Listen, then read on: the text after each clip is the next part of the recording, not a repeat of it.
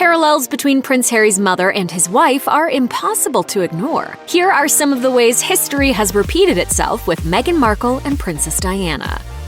Perhaps the most glaring similarity between Markle and Princess Diana is the fact that they were both technically considered commoners. According to Time magazine, Lady Di was born into a family of British aristocrats who rolled in royal social circles, but she only had loose blood ties to the crown through so-called illegitimate unions. At the time of her engagement to Prince Charles, Diana was working as a kindergarten teacher and living with 3 flatmates. Markle's story is similar. Like Diana, she attended an all-girls school, then went to Northwestern University where she studied theater and international relations. Like most struggling college students, she pieced together tuition with a mix of scholarships, financial aid programs, and work study, according to the Oprah magazine. She also joined a sorority and lived in a sorority house. Even after making it as an actress with her breakthrough role in Suits, Markle wasn't considered a household name until Prince Harry got down on one knee.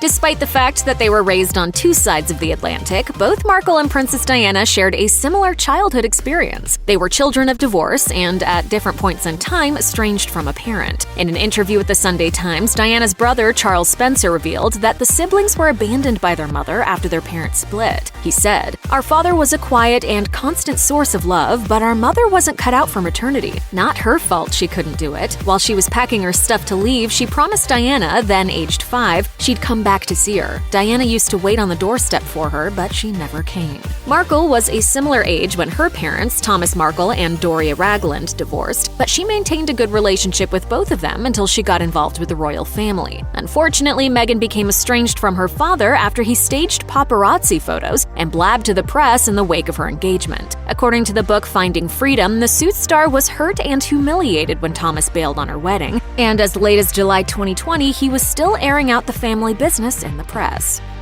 When Markle's prince finally came, he didn't swoop in on a white horse. Rather, she and Prince Harry were set up on a regular old blind date. Markle struggled with adjusting to royal life, revealing in a candid ITV interview that she wasn't doing okay. She added, "Not many people have asked if I'm okay, but it's a very real thing to be going through behind the scenes." I never thought that this would be easy, but I thought it would be fair.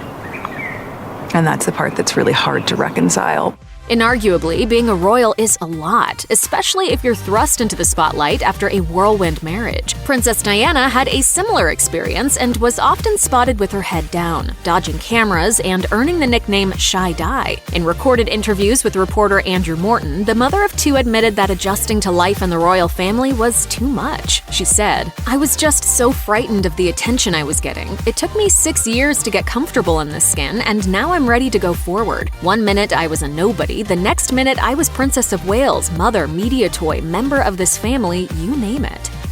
Markle and Princess Diana's difficulties adapting to royal life were exacerbated by the fact that everything happened so fast. The royals were literally swept away by their respective Prince Charmings in whirlwind romances. The Independent reported that Diana claimed to have only met Charles 12 times prior to announcing their 1981 engagement. They tied the knot 5 months later, right after Diana's 20th birthday. Markle's wedding took slightly longer to come about, but not that much longer from the point of engagement. According to Vogue's timeline, Markle met Harry on their blind date in July 2016. Engagement rumors emerged a little after their first-year dating anniversary, and they finally announced their engagement in November 2017. It was so sweet and natural and very romantic. He got on one knee. Of course.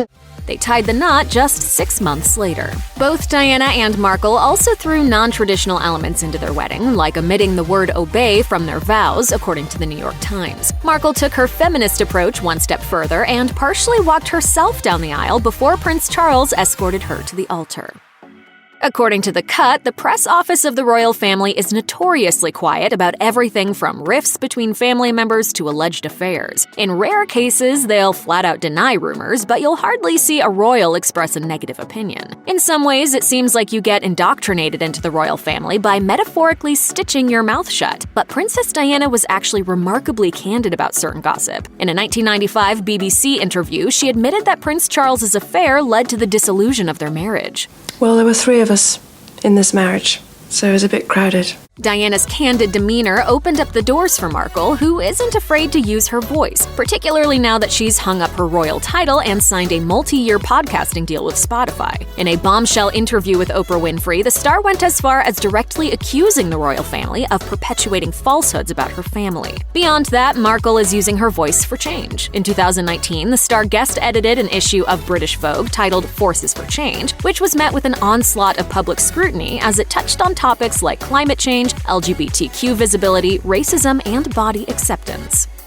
Buckingham Palace is a veritable fortress, one that conceals the real-life struggles of the royals within it. Though some reports of strife managed to leak outside of the palace's walls, it's typically swept under the rug. Not with Princess Diana, who refused to pretend everything was all right. The royal was ultimately the leaker behind some of her most heartbreaking headlines. In a series of confessional tapes which Diana leaked to royal reporter Andrew Morton, the People's Princess blew the lid on her own eating disorder. According to Vogue, she admitted, "The bulimia started the week after we got engaged and would take nearly a decade to overcome. My husband put his hand on my waistline and said, 'Oh, a bit chubby here, aren't we?' And that triggered off something in me." Markle has been similarly candid about her struggles with mental health. The former actor appeared on the Teenager Therapy podcast, where she revealed that being, quote, "the most trolled person in the entire world" took a toll on her mental health. She admitted, "It's almost unsurvivable. If people are saying things about you that aren't true, what that does to your mental and emotional health is damaging."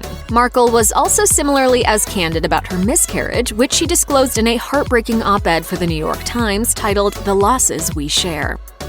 Prince William and Prince Harry may have been raised as royalty, but Princess Diana tried to give them a normal childhood. At least as much as you possibly can with the paparazzi chasing your every move and enough generational wealth to realistically retire before you even get your first job. According to Good Housekeeping, this included letting the boys partake in normal childhood activities and enrolling them in public school. According to Hello, Prince William was the first heir to the throne that was entirely educated in the public school system. Markle wants the same for her children, which is part of the reason why she and Harry gave up their royal titles. An alleged insider that spoke to People magazine revealed that the couple hoped to give Archie as normal a life as possible, which they're doing as they split their time between North America and the UK. As of early 2021, it looks like they've settled in Markle's native home of California, where they can be close to her mother, who still works as a social worker and yoga instructor, as they await their second baby. It's no secret that the press was vicious to Lady Di, especially in the events surrounding her tragic passing. Though her 1997 crash in Paris initially appeared to be an accident, it was later found that she was, quote, "unlawfully killed by gross negligence," according to the BBC. Both the driver, who was under the influence, and the paparazzi, who were chasing her car on motorbikes, were at fault. This understandably rattled Prince Harry, who was 12 years old at the time. In a 2017 BBC documentary, he revealed, "I think one of the hardest things to come to terms with is the fact that the people that chased her into the tunnel were the same people taking photographs of her dying on the back seat of the car." I will not be bullied into playing a game that killed my mum.